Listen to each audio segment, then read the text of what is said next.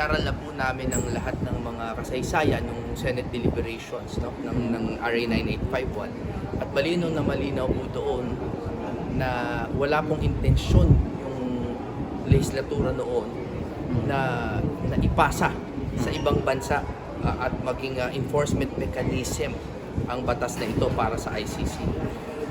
Lilinawin ko po, ang malinaw sa Senate deliberations ay gumawa tayo ng batas against crimes against humanity and other similar crimes para litisin dito. Napakalinaw po doon sa mga usapan ng mga senador.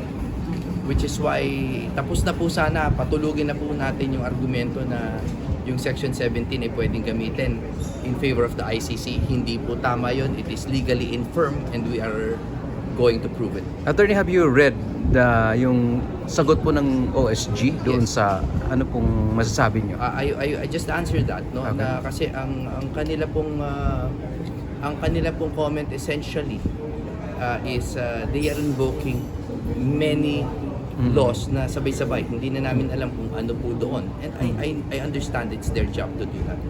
So, sa isang banda, ini-invoke nila yung Rome Statute. At sa kabilang banda, ini-invoke nila yung RA 9851. So, wala po kami magagawa kundi sagutin ng pareho. When do we expect you for na-find niyo po yung reply? Well, of course, 3 days. we have to exercise due diligence. Tapos na po siya, but we have to exercise due diligence.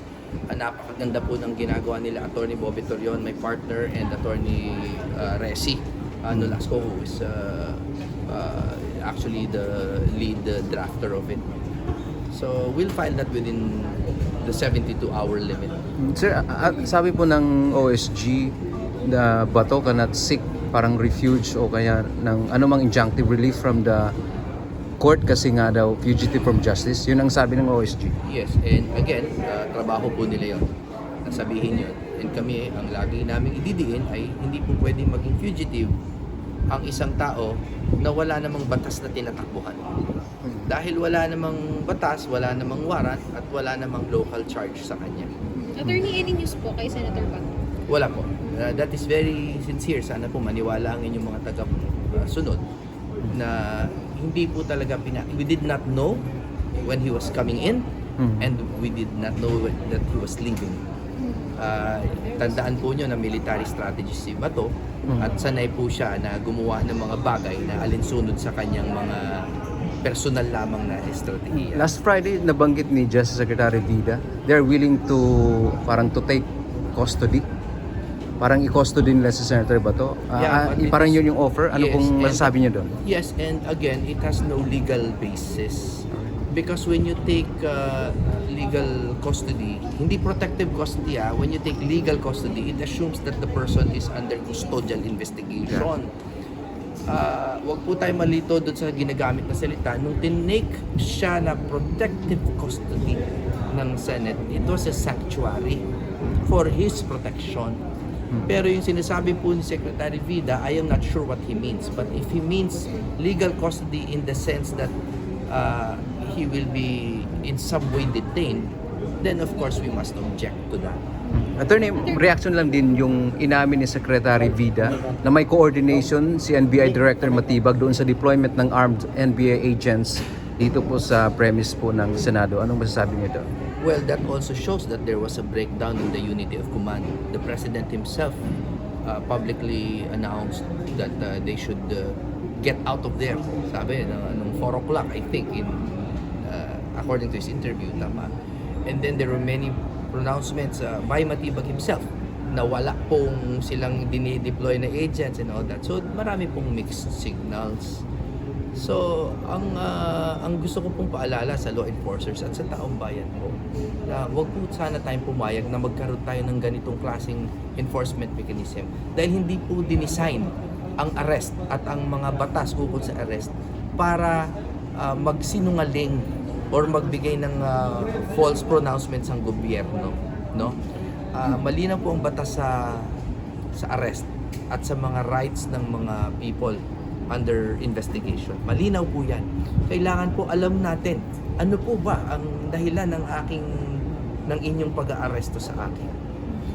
In the coming days, you will see that even the ICC, under their regulations, have an enforcement mechanism of arrest, napakahaba po ng proseso. It starts with personal notice. Yung arrest warrant, kailangan po may personal na maibigay Pero sa sir, akusado. November pa po ni-release ng ICC yung arrest warrant. As a secret warrant. Yes po, sir. Yes. Tapos, It was not since then, public. Wala Yes. na po si Senator Bato from public view. Yes, ibig sabihin po, baka may nakatunog siya, hindi natin alam, baka nakatunog siya. But again, even if it is a secret warrant, it does not mean that it is enforceable immediately. Kaya nga po siya secret, according to their rules nga, is kailangan siyang prosesohin muna. No? And naiintindihan natin kung bakit secret yan para hindi naman sila matakasan ng mga akusado. Tama po ba? But it does not mean na porke secret ay hindi dadaan sa proseso. Attorney, no Friday, may mga lumabas na video ng sasakyan lumabas. Allegedly kay Senator Bato, yung van na black. Can you confirm sa kanya ba talaga yung sasakyan? Hindi ko alam. Wala po ako talaga Also, yung alam. Fortuner Baka ban na- ko yun, hindi ko alam. Sir, sino dapat ang mag-serve ng warrant? NBI, pwede? Hindi nga yan ideal pero there is a delegation mechanism in the law. Kailangan sundin po nila yon. Pero yung first step, yung naririnig ninyo na PCTC, tama po yun, dadaan po muna doon. And then after the PCTC, it is brought to the local courts para mag-issue ng parang kumbaga katumbas na warrant. Hindi po yung warrant nila ang ating siniserve, kundi yung katumbas noon. And that is only after balikan po ng mga complaint, answer, reply, rejoin. Kumbaga may ganun muna. Hindi po pwedeng or at least kung hindi man complaint and answer, parang kumbaga sa sapina, meron muna tayong sagot. Di ba po kayo, pag may complaint sa inyo, meron kayong answer, di ba? Counter affidavit, di ba? Hindi po dumaan doon kasi. Any idea po ng attendance ni Senator Bato for today? Either online or darating ba siya? Wala po talaga Honest, I wish I could give you more. Wala po talaga. Sir, question na po. Kung if ever kasi di ba yung CIDG gusto nilang investigahan din yung sa war on drugs na participation po ni Senator Bato. Wouldn't that, sa opinion niyo, sir, hindi ba yun helpful to your cause? Kasi finally, meron magkakaroon na... Yes, we welcome that. We welcome that. Alam niyo po, ang pinalalaban namin dito, hindi po si Bato lamang yung atin pong the very existence of our judicial system.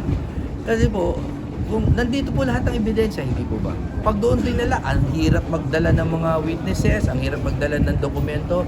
Doon po sa trial ni Rodrigo Duterte, ano po ang lumabas ng mga ebidensya? Puro po mga public news articles, mga ganyan, publications, which did not serve justice. No?